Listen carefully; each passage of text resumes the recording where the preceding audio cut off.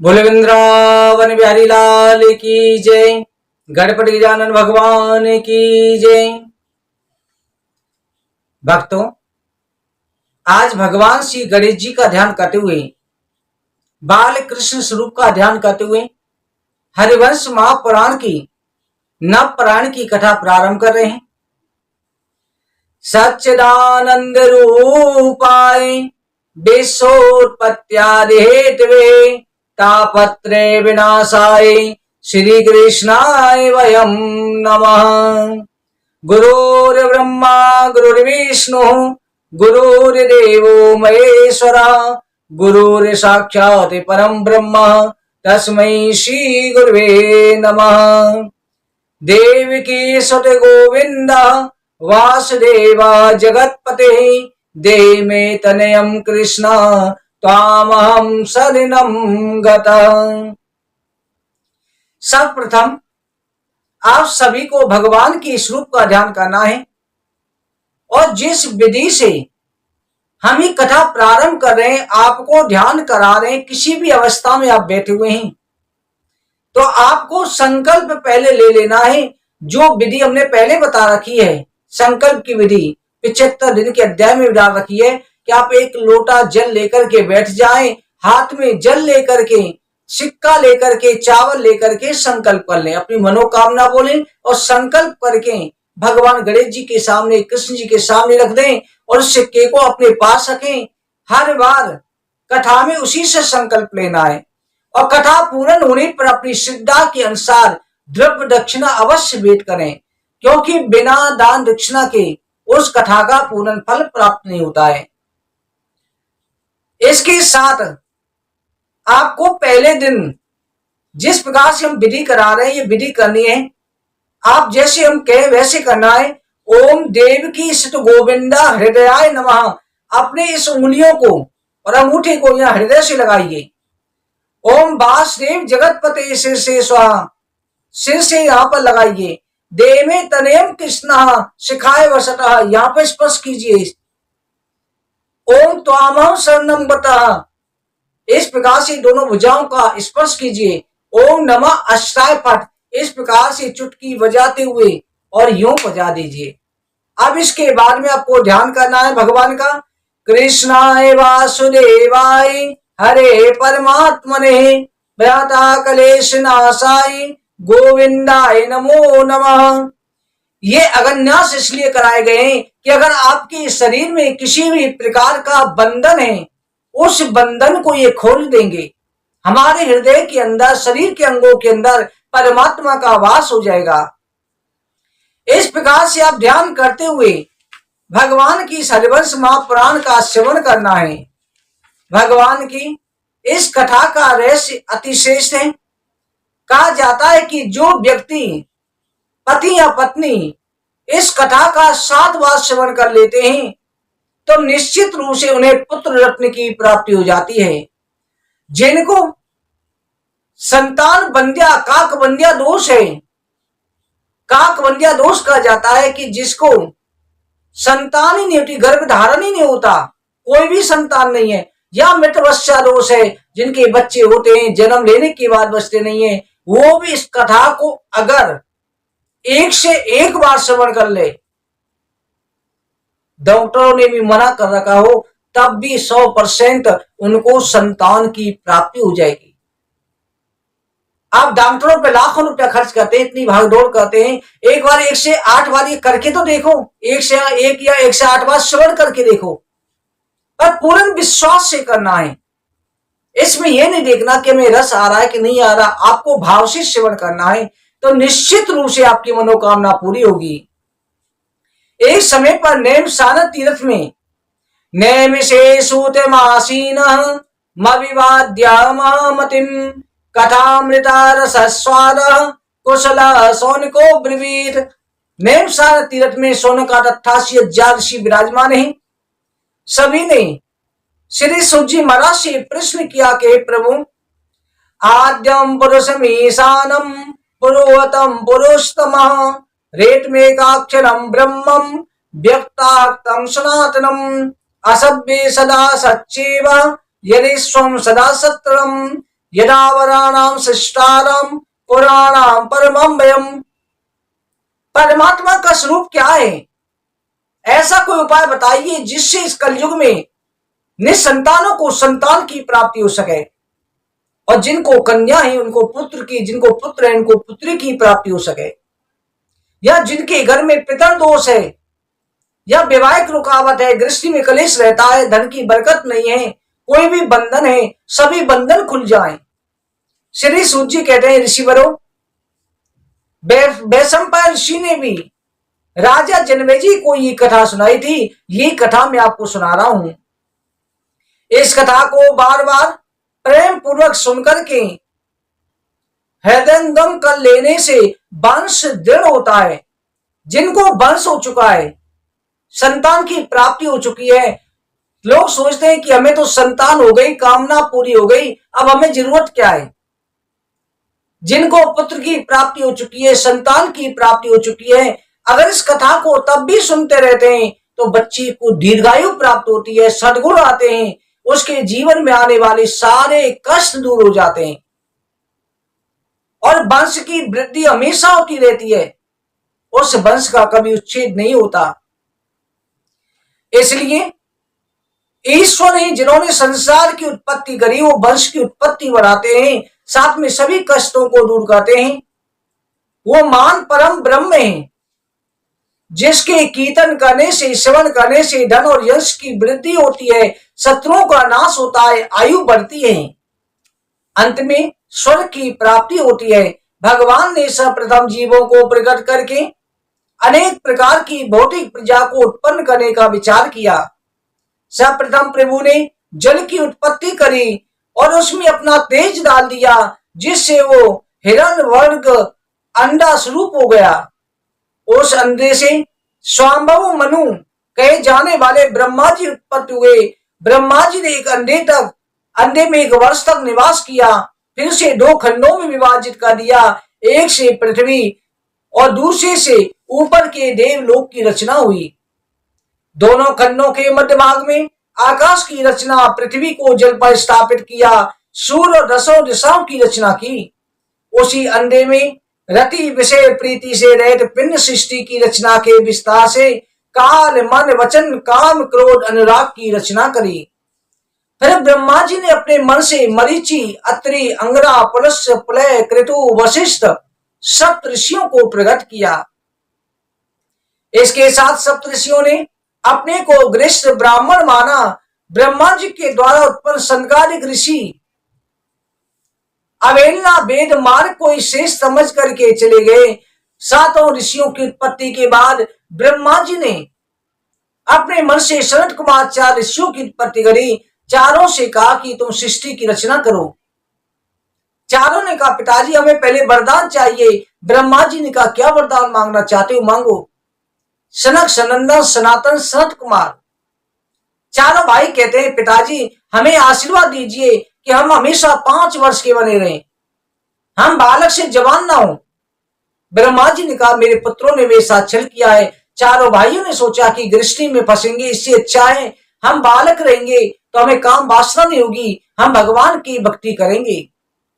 ब्रह्मा जी ने कहा कि तुम पुत्रों ने मेरे साथ में छल किया है, इसलिए ब्रह्मा जी को बहुत क्रोध आया। ब्रह्मा जी क्रोध से ब्रह्मा जी के भौं के मध्य से भगवान आदि शंकर ने रुद्र रूप में अवतार लिया और अवतार लेकर के रुदन करने लगे।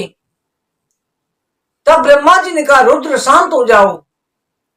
रुद्र से कहा कि आप सृष्टि रचना करो। रुद्र ने अपने जैसे भूत प्रेतों की रचना प्रारंभ कर दी और अपने स्वरूप को 11 रुद्रों में विभाजित कर दिया। ब्रह्मा जी ने स्तुति करी कि आप सदा शिव के अवतार हैं। हे प्रभु इस सृष्टि को बंद कीजिए, क्योंकि इस सृष्टि से सारा जगत भयभीत हो रहा है। तब भगवान रुद्र ने कहा कि मेरे द्वारा हुई सृष्टि अजर अमर होगी। इसलिए उसी समय रुद्र भगवान शिव में सम्मिलित हो गए और शिव जी 11 रुद्रों को अपने में समेट करके कैलाश पर्वत पर विराजमान हुए। फिर इसके बाद में ब्रह्मा जी ने अपने अंगों के द्वारा देवगण, वृक्ष से पितरगण, मनुष्य, जगन, असुरगण सभी की रचना करी। अनेक अनेक अंगों से अनेक अनेक जीवों की रचना करी। वशिष्ठ नामक प्रजापति की रचना करी। इस प्रकार सृष्टि की रचना के उपरांत भी ब्रह्मा जी ने प्रजा की वृद्धि न होकर देख करके मन उदास हो गया। अपने शरीर को दो भागों में विभाजित कर दिया, जिनमें दो भागों से एक से मनु, एक से शतरूपा, इनकी रचना हुई। इन दोनों को पति पत्नी रूप में मनु शतरूपा से कहा कि तुम पति पत्नी रूप से संसार की सृष्टि की रचना करो। इसके बाद में ब्रह्मा जी ने आयुष्मान, कीर्तवान, धनवान, पुत्रवान, विद्वान अनेक प्रकार के मनवंतर संतानों की उत्पत्ति करी। वैशंपायन ऋषि कहते हैं कि राजन, फिर शतरूपा के द्वारा आपव आज की उत्पत्ति हुई। फिर मनु ने 10,000 वर्ष तक तपस्या करी और संतान उत्पत्ति की इच्छा से कि मुझे संतान प्राप्ति हो। पहले समय पर संतान उत्पत्ति के लिए भगवान की भजन करते, तपस्या करते, इसलिए करते थे। संतान तो कीड़े मकोड़े भी कर लेते हैं, पर जो संतान, हजारों संतान होने से कोई फायदा नहीं, 100 पुत्र होने से फायदा नहीं। चाहे एक पुत्र हो, एक संतान हो, चाहे बेटा हो चाहे बेटी हो, पर वो ऐसी होनी चाहिए जो कुल का उद्धार करने वाली हो, माता पिता का नाम रोशन करने वाली हो। तब भगवान की कृपा से मनु और शतरूपा के द्वारा प्रियव्रत, उत्तानपाद नामक 2 पुत्र और काम्या नामक एक कन्या उत्पन्न हुई। प्रियव्रत के द्वारा 4 पुत्र उत्पन्न हुए, सम्राट, कुक्षी, विराट और प्रभु। प्रजापति अत्रि का उत्तराधिकारी उत्तराधिपाद बना। उत्तानपाद की पत्नी से सुनीता से 4 पुत्र हुए, जिनके नाम से ध्रुव, जिसे भक्त ध्रुव भी कहते हैं, कीर्तवान, शिव, आयस्पति। दूसरी पत्नी से उत्तम भी हुआ था। ध्रुव ने मान यश की प्राप्ति हेतु बाल्यकाल में भगवान को प्राप्त कर लिया। ध्रुव ने जवान होने पर 3,000 वर्ष तक तपस्या करी, क्योंकि सतयुग के समय पर प्राणी की आयु 1,00,000 वर्ष होती थी। त्रेता युग में 10,000 वर्ष, द्वापर युग में 1,000 वर्ष और कलयुग में 120 वर्ष की आयु मानी गई है। इसके बाद में ध्रुव को जो है ध्रुव लोक प्राप्त हुआ। ध्रुव के 3 पुत्र हुए, शिलस्त, सुच्छास, और इसके साथ में 5 पुण्यात्मा पौत्र भी हुए, जिनके नाम थे रिपु, रिपुंच, पुष्क, ब्रिकल, ब्रिक, तेजस। रिपु की पत्नी ब्रित ने सभी देवताओं के तेज से चाक्षुष नाम पुत्र को उत्पन्न किया। चाक्षुष का विवाह वीरण सुता पुष्करणी से हुआ। पुष्करणी के गर्भ से फिर एक मनु की उत्पत्ति हुई, क्योंकि मनु शतरूपा थे। इसके साथ में कहा जाता है प्रत्येक मनवंतर में जब ब्रह्मा जी के 4,000 युग हो जाते हैं, तब एक मनवंतर होता है और एक मनवंतर में एक मनु होता है। ब्रह्मा जी के एक दिन में 14 मनु बदल जाते हैं, 14 इंद्र बदल जाते हैं। मनु ने अरण प्रजापति की पुत्री, जो दूसरे मनु हुए, चाक्षुष मनु, उन्होंने अरण प्रजापति की पुत्री नर्मदा के गर्भ से 10 पुत्र उत्पन्न किए, जिनके नाम है अरु, पुरु, शतदम, तपस्वी, सत्वान, कवि, अग्निष्टुप, अतिरात्र, सुदुम्न, अभिमन्यु। अरु ने आग्नेय के गर्भ से अंग, सुमनस, ख्याति, कृतु, अंगरा, गय नामक महा तेजस्वी 6 पुत्र उत्पन्न किए। अंग ने यम की पुत्री सुनीता के गर्भ से बैन नामक एक पुत्र को जन्म दिया। बैन देवताओं का द्रोही था, जिससे ऋषिगणों ने क्रोधित होकर उसे मार डाला, भस्म कर दिया, उसके प्राण पखेरु उड़ा दिए, उसके शरीर का मंथन किया, जिससे पृथु नाम का महा तेजस्वी पुत्र उत्पन्न हुआ। भुजाओं के मंथन से, जो भगवान विष्णु का अवतार था। पृथु की उत्पत्ति से ऋषिगण यह जानकर प्रसन्न थे कि यशस्वी होगा। ऋषियों के आसन स्वरूप पृथु ने धनुष कवच और खड़ग धारण करके बहुत समय तक पृथ्वी की रक्षा करी। राजा पृथु ने राष्ट्र यज्ञ द्वारा अनुष्ठान सर्वप्रथम किया। सर्वप्रथम राष्ट्र यज्ञ महाराज पृथु ने करी। उनके यज्ञ में अग्नि के द्वारा सूत मागध की उत्पत्ति हुई थी। प्राणियों के जीवन हेतु देवता, ऋषि, पिता, दानव, गंधर्व, अप्सरा, सर्प, यज्ञ, लता, पर्वत आदि से मिलकर के पुराणांतकों में देवताओं ने अपने सजातियों को बछड़ा बना करके पृथ्वी का दोहन किया। राजा पृथु के दो पुत्र हुए, अंतर्ध्यान और पाली। अंतर्ध्यान के द्वारा श्रीकन्नी के गर्भ से हरिवान नामक पुत्र उत्पन्न हुआ। हरिवान के गर्भ से पुत्र प्राचीन वही, शुक्ल, गण, वज्र, ब्रज, अजित। प्राचीन वही ने अपने पिता से भी अधिक शक्तिशाली और सामर्थ्यवान शासक हुए। प्राचीन वही के द्वारा किए गए यज्ञों के द्वारा पूरी पृथ्वी ढक गई। इतने यज्ञ किए, इसलिए उसका नाम प्राचीन वही पड़ गया। और उसके शासन काल में प्रजा हर प्रकार से सुख समृद्धि से पूर्ण थी। प्रचेताओं ने समुद्र में सोकर के 10,000 वर्ष तक तपस्या करी थी। अतः पृथ्वी शासक बीन हो गई थी। संसार में वृक्ष ही वृक्ष हो गए थे। तो उस समय इन्होंने वृक्षों को जलाना शुरू किया था क्रोधाग्नि से। तब वृक्षों ने अपनी कन्या दी। वृथा नाम की कन्या अर्पण करी। वृथा नाम की कन्या से इन्होंने प्रजापतियों की उत्पत्ति करी और उसी के तपोबल के द्वारा वृक्ष प्रजापति उनके द्वारा उत्पन्न हुए। और उसी कन्या से फिर एक दक्ष की उत्पत्ति और हुई।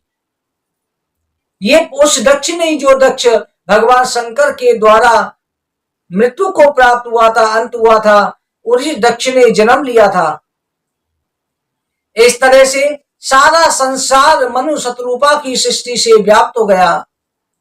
सृष्टि का वर्णन करते हुए वैशंपायन जी कहते हैं कि दक्ष प्रजापति ने प्रथम ऋषि, देवता, गंधर्व, असुर, राक्षस, यक्ष, भूत, पिशाच, पक्षी, पशु, सर्पों की मानव सृष्टि करी। इसके बाद में मैथुनी सृष्टि को इसी समझा।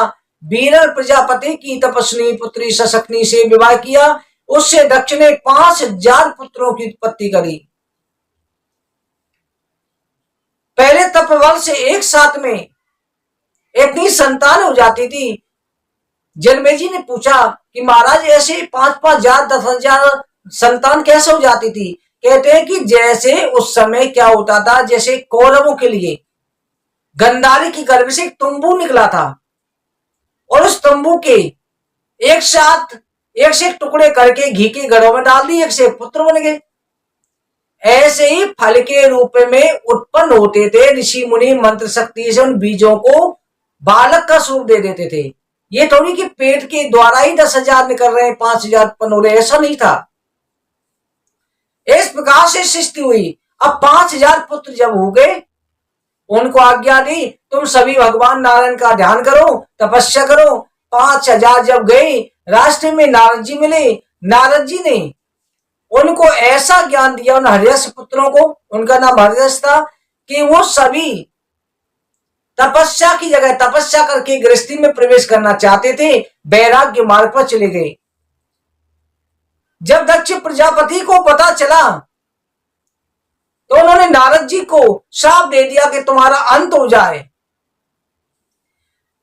नारद जी को मृत्यु का श्राप दे दिया। कहा तुम्हारे सिर के अगर तुम ज्यादा देर भी रुकोगे 100 टुकड़े हो जाएंगे, तुम्हारा अंत भी हो जाए।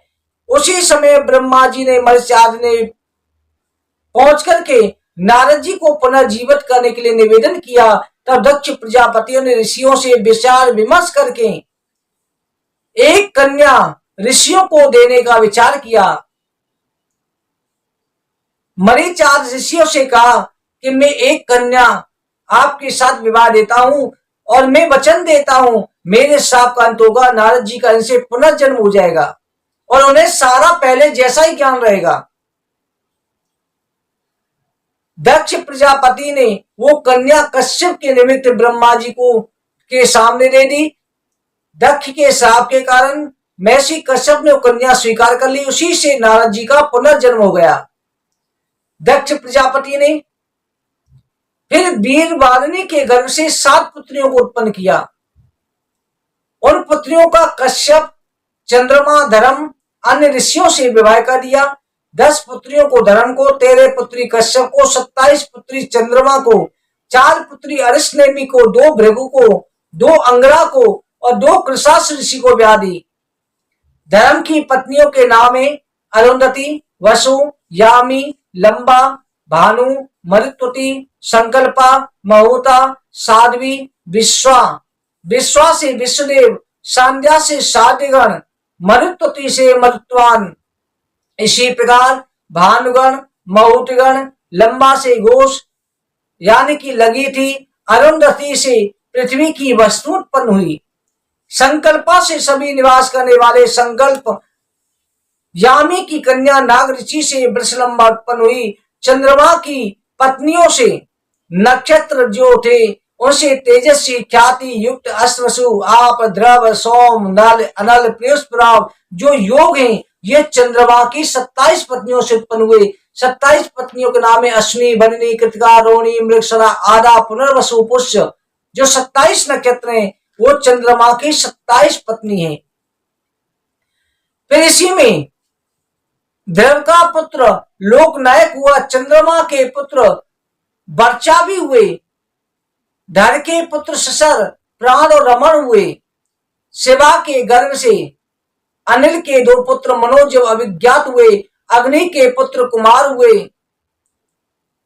इसके बाद में इनका पालन अग्नि के अंश से, कहते भगवान शिव जी का तेज जिस समय अग्नि देवता ने धारण कर लिया, फिर उसको सरकंडों पर त्याग दिया, उसको कृतिकाओं ने पाला, उसका नाम कार्तिकेय बन गया।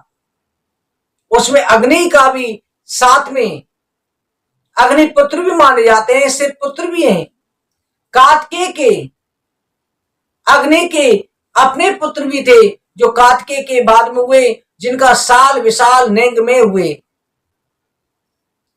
कार्तिकेय अग्नि के पुत्र इसलिए हो गए जब भगवान शिव जी ने तेज को त्याग दिया था, क्योंकि शिव पार्वती जब रमण कर रहे थे उस समय पर अग्नि देवता पहुंच गए, अग्नि देवता ने तेज को धारण किया, उसे गंगा जी में छोड़ दिया था। ये सारी कथा शिव पुराण में विस्तार से आती है। प्रत्युष के पुत्र देवल, देवल के 2 पुत्र तपस्वी क्षमाशील हुए। देवताओं के गुरु बृहस्पति की बहन योग सिद्धा ब्रह्मचारिणी नाम की थी, जो 8वें वसु प्रवास की पत्नी हुई। इसी के गर्भ से प्रजापति विश्वकर्मा की उत्पत्ति हुई, जिन्होंने सहस्त्रों शिल्प कलाएं करी, जो विश्वकर्मा की आज भी जहां पर कार्यशाला होती है, कारीगर सभी मिस्त्री होते हैं, वो सभी विश्वकर्मा की पूजा करते हैं, शिल्प कला में पूजा की जाती है। इधर सुरभि ने भगवान शंकर को प्रसन्न करके कश्यप ऋषि के द्वारा 11 रुद्र, हर, बहुरूप, त्रंब, अपराजित, विशाकपि, शंभ, कपति, रेपर, मृगवा, सर्प, कपाली नामक पुत्र प्राप्त किए, जो भगवान शिव जी के अवतार थे। कश्यप ऋषि की पत्नी अदिति, धनु, अरिष्टा, सुरसा, खसा, सुरभि, विनिता, ताम्रा, क्रोधवसा, इरा, कद्रु और मुनि नाम की थी। तुषित नामक 12 देवता बेवस मनवंतरी मरीचि पुत्र कश्यप के द्वारा अदिति के गर्भ से उत्पन्न हुए। इस प्रकार इंद्र, विष्णु, अरमा, धाता, तुष्टा, पूषा, विश्वान, सविता, मित्र, वरुण, अंश, भाग नामक 12 देवता आदित्य जो है वो भी कश्यप ऋषि की पत्नी अदिति से उत्पन्न हुए। चंद्रमा की 27 पत्नियां थी, उनके गर्भ से और भी संतानें हुई। अरिष्टनेमि की 16 स्त्रियां थी, जिनमें वज्र, मेघ, इंद्र, धनुष, विद्युत की उत्पत्ति हुई। ज्ञानी तेजस्वी पुत्र इनसे उत्पन्न हुए। अदिति के गर्भ से, दिति के गर्भ से कश्यप और हरनाक्ष भी हुए, और सिंह का नाम की एक पुत्री हुई। सिंहिका का विवाह प्रजापति विप्रचिति के साथ हुआ। अब सिंहिका के गर्भ से 10,000 अत्यंत बलवान पुत्र असंख्य नाती पोते हुए। हरना कश्यप के 4 पुत्र थे, अनुलाद, हलाद, पहलाद, सहलाद। हलाद के 2 पुत्र हुए, अनंद, आद। सहलाद के 2 पुत्र थे, सुंद, निसुंड। अनुलाद के 3 पुत्र थे, आयु, शिवी, काल। पहलाद के एक ही पुत्र विरोचन, विरोचन के पुत्र बाणासुर, फिर उससे आगे चल के सूर्य, तप, धृतराष्ट्र, तापन, कुंभनाम, गंधमान, कुक्षी आज 100 पुत्र हुए। इनमें बाणासुर शिव जी का परम भक्त था। बाणासुर के नाम से प्रसिद्ध हुआ। बाणासुर की पत्नी लोट के गर्भ से इंद्रदमन नामक एक पुत्र और हुआ। हरना कश्यप की सारी संतानें असुर हुई। हरनाक के 5 पराक्रमी पुत्र झरझर, शकुनी, भूत संतान, महानाव, कालनाव हुए। कश्यप की भार्या धनु अत्यंत तेजस्वी पराक्रमी 100 पुत्र उत्पन्न हुए। ब्रह्मा जी ने चंद्रमा को सब ब्राह्मणों, वृक्षों, नक्षत्रों, यज्ञों, तपस्याओं का अधिपति बना दिया।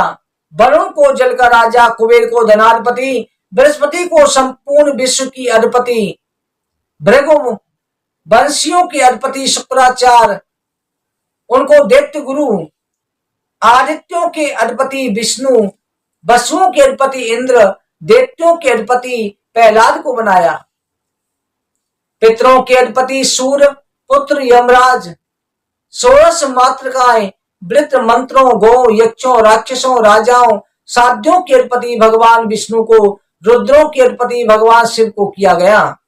सब पर्वतों का राजा विमान हिमालय, नदियों का अधिपति समुद्र, गंधों, वायु, असीरी प्राणियों, शब्दों के राजा पराक्रमी वायु हुए। गंधर्वों का राजा चित्ररथ को, नागों का राजा वासुकी, सर्पों का राजा तक्षक, हाथियों का राजा ऐरापत, घोड़ों के राजा उच्चैश्रवा, पक्षियों का राजा गरुण, मृगों का राजा सिंह, गौ का राजा वृषभ, वृक्षों का राजा पीपल, सभी समुद्रों, नदियों, मेघों, आदित्यों का अधिपति पर्जन्य को, दंत युक्त प्राणियों का राजा शेषनाग को बनाया।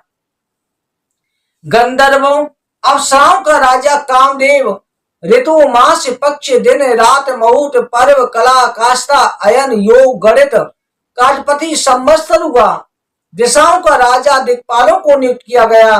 बैराज प्रजापति के पुत्र सुधनवा को पूर्व दिशा, कर्दम के पुत्र शंख पद्म को दक्षिण दिशा का राजपुत्र, अच्युत केतुमान को पश्चिम को, पर्जन प्रजापति के पुत्र दूरदर्शी हिरण्यरोमा को उत्तर दिशा का दिक्पाल बनाया।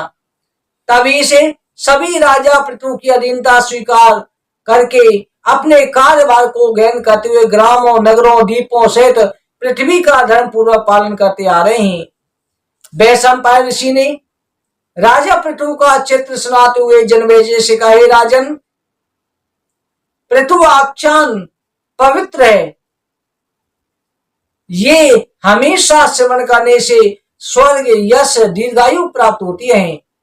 वैशंपायन जी ने जनमेजय से आगे कहा, हे राजन, प्राचीन काल में क्षत्रिय वंश में एक अंग नाम के राजा हुए। ये सब प्रकार से समर्थ, धर्म, प्रजा की रक्षा करने वाले थे।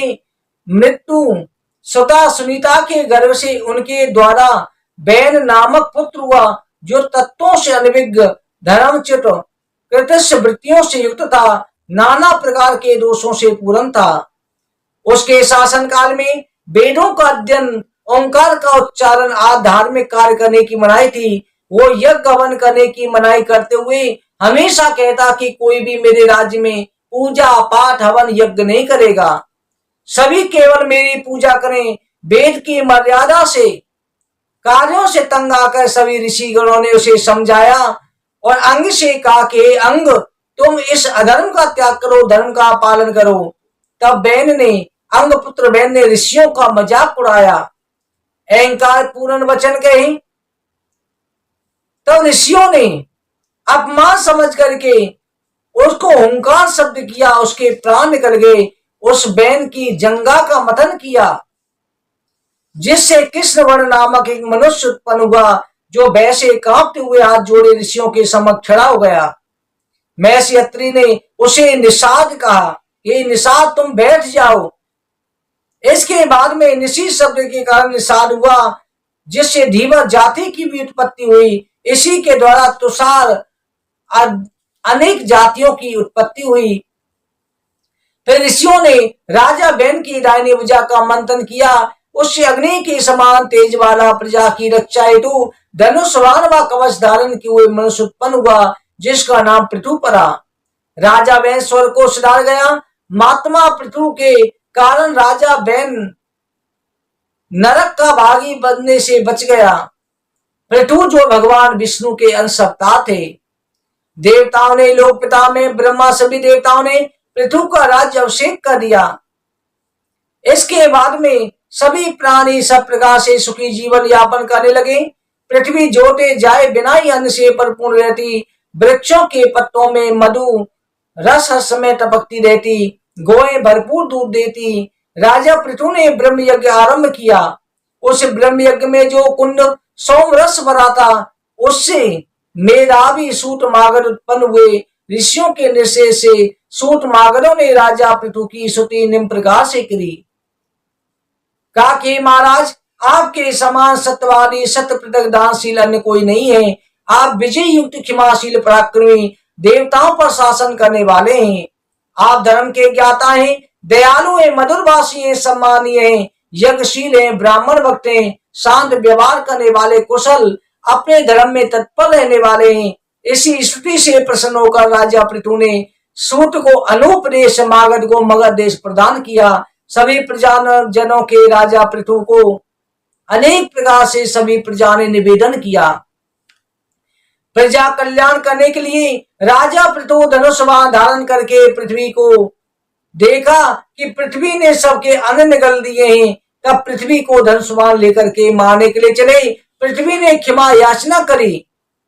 तो राजा पृथु ने कहा, हे वसुंधरे, जो व्यक्ति अपने या दूसरों की भलाई के लिए एक या अनेक जीवों को मारता है वो पापी होता है, पर एक जीव को मारने से अगर बहुत से लोगों का लाभ है तो पाप नहीं लगता।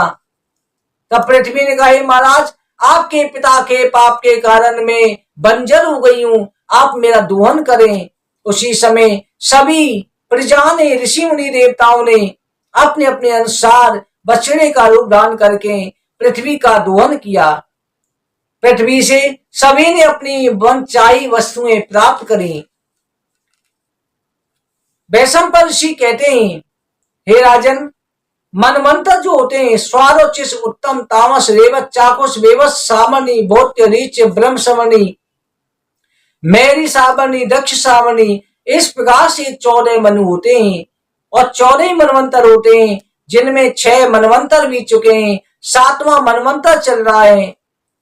जिनमें 6 बीते हैं, स्वाम्भव मनवंतर में मरीचि, अत्रि, अंगरा, पुलस्य, पुलय, कृतु, वशिष्ठ, ये 7 ब्रह्म ऋषि थे। उस समय यम नामक देवता थे। उत्तर दिशा में स्तर सप्तऋषि अलग थे। स्वाम्भव मुनि के आग्निक, अग्निबाहु, मेधा, मेधातिथि, वसु, ज्योतिष्मान, द्युतिमान, द्रव्य सवन ये पुत्र हुए। स्वारोचिस मनवंतर में और स्तंभ, कश्यप, प्राणी, बृहस्पति, दक्ष, अत्रि, चवन ये सप्तऋषि हुए। और तुषित नाम के देवता थे। स्वारोचिस के मनवंतर में हविद्र, सकृति, ज्योत, आप, मूर्ति, अम, यम, प्रत्यक, नवस्य, नव, ओर्ज ये पुत्र हुए। उत्तम मनु के समय पर ईश, ओर्ज, तरुग, मधु, माधव, शुचि, शुक्ल, नवस्य ये सप्तऋषि हुए। एक मनवंतर में भानुगढ़ देवता हुए। इस मनवंतर में 7 ऋषि काक, पृथु, अग्नि, जू, धाता, कपिवान, अकल्पवान थे। पुराणों में अनेक प्रकार से इनका उल्लेख मिलता है। हर मनवंतर की कथाएं अलग होती हैं। आगे तामस मनु के पुत्र देव तपस्यत, श्रुतवा, तमोमूल, तपोरति, अकलमास, तन्वी, धनवी, परम तप ये हुए। 5वें मनवंतर में वेदमाहु, यदुन्न, वेदशिरा, हिरण्यरोमा, पर्जन्य, ऊर्ध्वबाहु, सतनेत्र ये 7 ऋषि हैं। इनके मनु रेवत हैं। इस प्रकार से देवता रजोगुणी होते हैं। रेवत मनु के पुत्र द्युतिमान, अव्यय, नक्त, तत्वदर्शी, निरंसक, अरण प्रकार, निर्भोज, सत्यवाक और कृति हैं। चाक्षुष मनवंतर के ऋषि भृगु, नेव, विश्वान, सुदामा, ब्रज, अतिनामा, शेषनु ये 7 ऋषि हैं। इस मनवंतर के देवता आद्य, प्रवृत्त ऋषि, ऋषभ, लेखा ये 5 हैं। मैसी, अंगरा के अरु आदि 10 पुत्र 6वें मनवंतर के पुत्र कहे जाते हैं। बेबस मनवंतर के सप्तऋषि अत्रि, वशिष्ठ, कश्यप, गौतम, भारद्वाज, विश्वामित्र, जगदम्नी हैं। इसके देवता सातगण, विश्वगण, रुद्रगण, वसुगण, आदित्यगण, अश्विनी हृदय हैं। बेबस मनु के पुत्र इक्ष्वाकु 10 पुत्र हैं।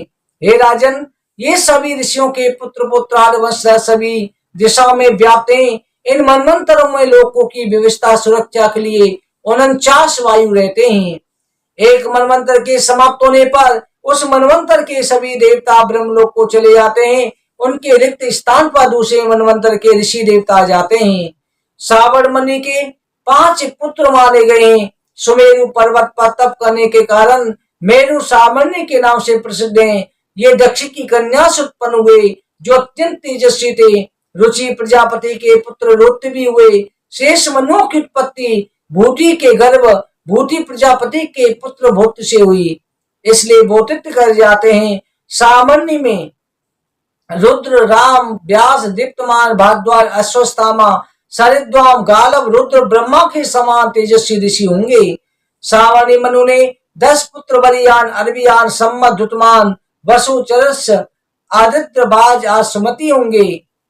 आगे चल के 9वें मनवंतर में प्रथम सामान्य मुनि के मेधा, तिथि, वसु, ज्योतिषमान, अंगरा, सवन, व्यवावन, ये 7 ऋषि होंगे। आगे चल के मनवंतर में 3 देवता होंगे। प्रथम सावनी के 9 पुत्र शिष्ट, केतु, पंचगोत्र, न्यार, कृति, पृथु, सिद्धा, बुलदाता, ऋचिक और व्रत होंगे। 10वें मनवंतर जो आगे आएगा उसमें सविस्मा, सुकेतु, त्रिमुति, अष्टम, प्रवति, नवोग, सत्व ऋषि होंगे। इस मनवंतर में 2 प्रतिपाद्य देवता प्रतिपाद्य माने जाएंगे। दक्ष सावनी के 10 पुत्र उत्तमोजा, निर्भुज, वीरवान, शतानिक, निर्मत, बृहस्पति, जयदत्त, भूमि, दम्न, सुवर्चा ये देवता होंगे। तीसरे सावनी के 11 मनवंतर के ऋषि कश्यप पुत्र अविष्मान, भृगु पुत्र अविष्मान, आत्रेय, तरुण, अनग, अरिष्ट, विश्वर, अग, तेजा नाम के 7 ऋषि होंगे। इस मनवंतर के ब्रह्मा के पुत्र 3 संप्रदायों में बटकर के देवता बनेंगे। तीसरे सावनी रुद्र के 9 पुत्र समंतक, सूर्य, देवनिक, पुरु, डोई, क्षमा, दिरायु, आरक, दंडक मुनि होंगे। 12 में चौथे सावनी के ऋषि 12वें मनवंतर में शतभा, अंगरा, तपस्वी, तपोनिध, तपोरवि, वक्षेप नामक 7 ऋषि होंगे। इस मनवंतर के देवता ब्रह्मा जी के मानस पुत्र 5 वर्ग में विभक्त होंगे। 12 सावरी मनु के पुत्र देवाक, उद्रक, देवशिष, विदुरथ, मित्रवान, मित्रदेव, मित्रसेन, मित्रगुप्त, मित्रभाव, सुवच्चा होंगे। 13वां जो मनवंतर आएगा उसमें रोच मनवंतर में द्युतिमान, हव्य, तत्वरसी, निरशक, निष्प्रिय, निर्मोय, सुतपा नाम के 7 ऋषि होंगे। ये ब्रह्मा जी के 3 पुत्र इसमें रोच मनु के पुत्र चित्रसेन, विचित्र, नय, दंडदत्त, दत्त, सुनेत्र, क्षत्रवृद्धि, सुतपा, निर्भव, दृढ़ होंगे। 14वें मनवंतर में अग्नि, भार्गव, अतिबाहु, सुचि, युक्त, शुक, अजित ये 7 ऋषि होंगे। मनु 7 ऋषियों मनु पुत्रों का नियमित प्रातः काल कीर्तन इनमें होगा। इनमें मनु पुत्रों का यश गाया जाएगा। भोक्त मनु के पुत्र तरंग, वीर, उर्व, तरस्वान, उग्र, अभिमानी, प्रवीण, विष्णु, शक्रंद, तेजस्वी, सबल होंगे। भोक्त मनु के कार्यकाल के समाप्त होने पर एक कल्प समाप्त हो जाएगा और उसके बाद में 14 मनवंतर होने पर सृष्टि का प्रलय हो जाता है। ब्रह्मा जी के एक दिन में नित्य नैमित्तिक सृष्टि का प्रलय होता है। वैशंपायन ऋषि कहते हैं कि राजन, कश्यप की स्त्री दक्षिणायन की गर्भ से सूर्य की उत्पत्ति हुई। सूर्य का विवाह विश्वकर्मा की पुत्री संज्ञा से हुआ। संज्ञा कुछ क्रोधी स्वभाव में थी। वो अपने को जो सूर्य के सामने सुंदरता नष्ट नहीं हो जाए इसलिए डरती थी। उसने छाया को छोड़ दिया। छाया से शनि देव की उत्पत्ति हुई। इधर संज्ञा के गर्भ से एक कन्या 2 पुत्र हुए थे, जिनमें कन्या का नाम यमुना था और 7 देव मनु और यमराज की उत्पत्ति हुई थी। यम यमुना दोनों जुड़वा उत्पन्न हुए थे। सूर्य के तीव्र तेज से संज्ञा छाया को छोड़कर चली गई। इधर जो है छाया के गर्भ से शनिदेव की उत्पत्ति हुई थी। इधर सूर्य देव को जैसे ही पता चला, कुछ दिनों के बाद पता चला कि ये छाया है, संज्ञा नहीं है, तो संज्ञा को लेने के लिए पहुंचे तो संज्ञा ने घोड़ी का रूप बना लिया। सूर्य देव ने भी घोड़ी का रूप धारण किया, जिससे जो संतान उत्पन्न हुई वो जो है अश्विनी कुमार हुए। वैशंपायन ऋषि कहते हैं कि हे राजन, मनु के वंश में बेवस तक मनु के 9 पुत्र हुए थे। इक्ष्वाकु, नाभाग, नृशंस, प्रायु, नवाकुरुष थे।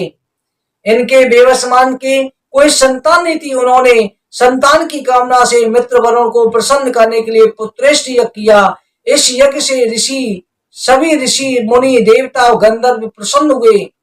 मित्र वरुण के अंश से उस यज्ञ में इडा नाम की कन्या उत्पन्न हुई, जो दिव्य अलंकारों वस्त्रों से अलंकृत थी। मनु ने इडा से अपने निर्देशों का पालन करने के लिए कहा। इडा बोली, मैं मित्र वरुण के अंश से उत्पन्न हुई हूं, सर्वप्रथम हमें उनके यहाँ जाना चाहिए, अन्य कहीं नहीं, अन्यथा मेरा नाश हो जाएगा। इडा मित्र वरुण के पास गई, हाथ जोड़ करके विनय पूर्वक बोली, मैं आप लोगों के अंश से उत्पन्न हुई हूँ, आप लोग मेरे लिए कार्यों का निर्देश करें। मित्र स्वरूप इडा से बोले, हम लोग तुम्हारे सदाचार से प्रसन्न होंगे। तीनों लोकों त्रिलोक में तुम्हारी कन्या महाराज मनु के वंशधर के पुत्र के रूप में होगी। तुम सभी के लिए प्रिय धर्मात्मा बनकर तुम्हें हम पुत्र बना देते हैं। सुदम्न नाम से बेवस मनु का विस्तार करोगी। अतः तुम अपने यश का वृद्धि करो। मित्र वरुण से विदा होकर इडा अपने पिता के पास आई। रास्ते में चंद्रमा के पुत्र बुध ने देखा। बुध मोहित हो गया, इडा भी मोहित हो गई। दोनों से एक पुत्र उत्पन्न हुआ जिसका नाम पुरुरवा रखा। इडा उसे लेकर के अपने पिता मनु के पास आई। फिर मनु ने इस पुत्र को पाल लिया और वशिष्ठ जी से प्रार्थना करी। वशिष्ठ जी ने भगवान नारायण से प्रार्थना करके उस इडा को पुरुष रूप में परिवर्तित कर दिया, जिससे उसका नाम राजा सुदुम्न बना। इस प्रकार से पुरुरवा के द्वारा आगे पुरु वंश की उत्पत्ति हुई। इधर महाराज सुदुम्न की और भी संतान थी, जिनसे नरसंत उत्पन्न हुआ। नरसंत के पुत्र शक, शक के नाभाग, नाभाग के पुत्र अम्बरीश हुए। और दूसरी संतान विष्णु से पुत्र सत्तार्क और उससे सर्याकी का पुत्र का जन्म हुआ।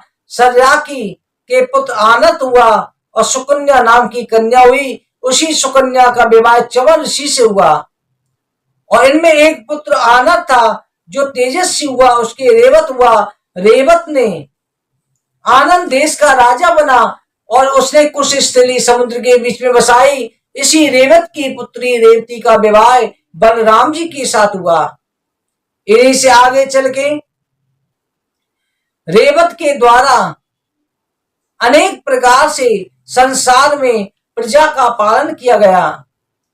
इधर महाराज सुदम्न मनु को एक दिन छींक आ रही थी। पूजा में बैठे थे तो तपोबल के प्रभाव से छींक से एक पुत्र उत्पन्न हुआ जिसका नाम इक्ष्वाकु।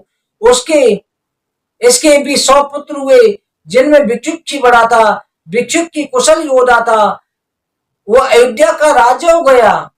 भिक्षुक्षी के शुक्र 50 पुत्र उत्पन्न हुए, उत्तर दिशा में स्थित होकर राज्य की रक्षा करते थे। और शेष इनमें 2 पुत्र उत्तर दिशा की रक्षा करते, शेष 48 वह दक्षिण दिशा की करते। एक बार कुकुस्त इसी पुत्र भिक्षुक्षी जो इसका नाम कुकुस्त पड़ा, इसलिए पड़ा कि देवासुर संग्राम में देवताओं की सहायता के लिए गया। उस समय इसमें भगवान विष्णु का तेज समा गया, क्योंकि बड़ा धर्मात्मा था। विष्णु भगवान की तपस्या करी थी, इसके भार को सहने के लिए इंद्र को बैल का रूप धारण करना पड़ा। तो इसलिए इंद्र को वाहन बनाने से इसका नाम कुकुस्त पड़ गया। फिर आगे कुबलास के 100 पुत्र हुए। कुकुस्त के कुबलास, कुबलास के 100 पुत्र हुए। कुबलास जो है धर्म पूर्वक प्रजा का पालन करने लगे। इसी कुबलास ने अनेक राक्षसों का वध किया और ऋषि मुनियों की रक्षा करी। कुबलास ने प्रजा को जब अकाल पड़ा तब अपने धनुष बाण के द्वारा जल उत्पन्न करा और प्रजा का पालन किया। इधर जो है महर्षि गालब की उत्पत्ति का वर्णन करते हैं। वैशंपायन ऋषि कहते हैं, राजन कुबलास के मात्र 3 पुत्री उस एक राक्षस से युद्ध हुआ था, जिसमें बचे थे, जिनके नाम से दृढ़ास, चंद्रास, कपलास। दृढ़ास का पुत्र हर्यस, शरस का पुत्र निकुंभ और उसका सद्रास जो एक कुशल योद्धा था, हर्षवती नाम की कन्या थी। इस कन्या से विश्वविख्यात प्रसेनजित उत्पन्न हुआ। प्रसेनजित की पत्नी गौरी था, जिसका कारण प्रसेनजित ने गौरी को श्राप दे दिया, जिससे गौरी बौदा नामक नदी हो गई, जो बौदा नामक नदी है, ये प्रसेन की पत्नी गौरी है। गौरी से उत्पन्न पुत्र मंदाता हुआ, जो तीनों लोकों पर विजय प्राप्त करने वाला बना। मंदाता का विवाह ससबिंदु की कन्या चतुर्थी से हुआ, जो एक साहसी थी, बिंदुमती रूपेण सेनी नाम से विख्यात हुई। उसके 10,000 भाई थे। मंदाता के पुत्र पुष्कृत और मुखकर्ण हुए। पुष्कृत के पुत्र सिद्धस्सु हुए। त्रिदस्सु जो है, जिन्हें त्रिधनवा भी कहा जाता है, इन्होंने विश्वामित्र को प्रसन्न करके सशरीर स्वर्ग जाने की इच्छा करी। वशिष्ठ जी, विश्वामित्र ने उन्हें सशरीर भेज दिया, पर देवताओं ने धकेल दिया। तब विश्वामित्र जी ने नए स्वर्ग की रचना कर दी थी। इस प्रकार से वशिष्ठ जी ने पूरी तपस्या लगाकर के इसकी रक्षा करी। वैशंपायन ऋषि कहते हैं कि राजन, अब हम तुम्हारे सामने आगे सगर वंश की उत्पत्ति का वर्णन करेंगे। सगर वंश की उत्पत्ति किस प्रकार से हुई, सगर की उत्पत्ति का वर्णन करते हुए वैशंपायन जी कहते हैं कि महाराज, सगर जो है अपनी सौतेली मां के द्वारा विष देने से विष के स्वात ऋषियों की कृपा से उत्पन्न हुए थे। औरव ऋषि के द्वारा इनकी माता की रक्षा की गई थी, इनकी रक्षा की गई थी, इसलिए इनका नाम सगर पड़ा। औरव ऋषि ने ही महाराज सगर को अग्नि अस्त्र, अनेक प्रकार के अस्त्रों का ज्ञान प्रदान किया था। इन्होंने सभी मलेच्छों को मारकर के खदेड़ दिया था। पिता का राज्य पुनः प्राप्त किया था। वो शक, यवन, काम्बोज, पारद, प्रहलाद आज सभी को अपने अधीन करके पृथ्वी पर अधिकार कर लिया था। इंद्र ने समुद्र के किनारे महाराज सगर के घोड़े का हरण करके महाराज भगवान कपिल के आश्रम में बांध दिया था। राजा सगर के पुत्र खुदाई करते हुए पहुंचे जब भगवान विष्णु के अवतार कपिल मुनि योग निद्रा में बैठे थे। लड़कों ने कपिल मुनि को योग निद्रा को भंग कर दिया। ऋषि की आंखें खुलते सगर के सभी पुत्र भस्म हो गए, परंतु 4 पुत्र वह सुकेत, धर्मरथ, पंचजन ये वहां नहीं थे, बच गए। भगवान विष्णु सगर के सामने प्रकट हुए कि तुम्हारा वंश अविनाशी यशस्वी होगा, ये तुम्हारा समुद्र तुम्हारा पुत्र होगा, समुद्र को तुम पुत्र मान लो। समुद्र अर्घ देकर के सागर के सामने उपस्थित हुआ। सगर ने इसको पुत्र रूप में स्वीकार किया, सगर नाम से संबोधित किया। घोड़ा उन्हें प्राप्त हो गया। अष्टमी यज्ञ निर्विघ्न समाप्त हो गया। फिर महाराज सगर की अंशुमान आगे की जो रानियां थी, अंशुमान नाम का पुत्र हुआ। बड़ी रानी विदर्भ की पुत्री केसनी थी, छोटी रानी अरिष्टनेमी की सुंदर कन्या थी। और ऋषियों ने एक दिन दोनों रानियों को बुला करके एक को 60,000 पुत्र का वरदान, दूसरे को केवल एक पुत्र का दिया था। जो 60,000 तो 60,000 पुत्र एक तुम्बू के फल से उत्पन्न हुए थे। तुम्बू उत्पन्न हुआ था जिसमें छोटे छोटे तिलके से दाने थे। उन्हीं को अलग अलग गढ़ों में, घी के गढ़ों में रखा गया, जिससे 60,000 पुत्र बन गए थे, जो कपिल ऋषि के क्रोधाग्नि में भस्म हो गए। दूसरी पत्नी से जो अंशमन थे, उसने अपने पूर्वजों के उद्धार के लिए गंगा जी को लाने का प्रयत्न किया कि कपिल मुनि ने कहा कि गंगा जी के द्वारा तुम्हारे पितरों का उद्धार होगा। वो भी चल बसे। फिर अंशुमान भी चले गए। दिलीप हुए, दिलीप के खट्वांग हुए, फिर भगीरथ हुए। भगीरथ ने गंगा जी को पृथ्वी पर ला करके अपने पितरों का उद्धार किया। आज भी हम गंगा जी का दर्शन करके, गंगा जी का स्नान करके पुण्य का लाभ प्राप्त करते हैं, पापों से मुक्ति पाते हैं। भगीरथ के पुत्र सती, सती के पुत्र नाभाग, नाभाग के पुत्र अम्बरीश, अम्बरीश के पुत्र सिंधुदीप, सिंधुदीप के पुत्र अयोजित, अयोजित के पुत्र ऋतुपर्ण, जिनको जुआ खेलने में राजा नल ने हराया था। ऋतुपर्ण का पुत्र आतपर्णी, आतपर्णी का पुत्र सुदामा जो इंद्र का मित्र था। सुदामा के पुत्र सौदास जो कलमास पाद मित्र से कहे जाते हैं, जिनको राक्षस के द्वारा राक्षस होने का शाप वशिष्ठ जी से मिला था, जिसकी कथा कार्तिक मातम में रामायण में भी आती है। इनके पुत्र सर्वकर्मा, सर्वकर्मा का पुत्र अनरण, अनरण का पुत्र निग्न, निग्न के 2 पुत्र अनिमित्र और रघु हुए। अनिमित्र के पुत्र दुलिली, दुलिली के पुत्र दिलीप। फिर पुरुषोत्तम श्री राम के प्रपिता में दिलीप के पुत्र रघु, जो अयोध्या की राजगद्दी पर बैठे रघु के पुत्र अज के पुत्र दशरथ हुए, श्री राम के दो पुत्र लव और कुश हुए, कुश के पुत्र अतिथि, अतिथि के पुत्र निषद, निषद के पुत्र नल, नल के पुत्र नव, नव के पुत्र पुंडरीक, पुंडरीक के पुत्र खेमधनवा हुए, खेमधनवा के पुत्र देवानिक, देवानिक के पुत्र ऐनग, ऐनक के पुत्र सुधनवा, सुधनवा के पुत्र अनल, अनल के पुत्र उक्ष, उक्ष के पुत्र वज्रनाभ का पुत्र शंख, पेश वंश में पुष्य का पुत्र अर्षसिद्धि, फिर सुदर्शन, अग्निवर्ण का पुत्र शीघ्र, पुत्र मनु का पुत्र बैदल हुआ। इस प्रकार से सूर्यवंश में सभी राजा उत्पन्न हुए।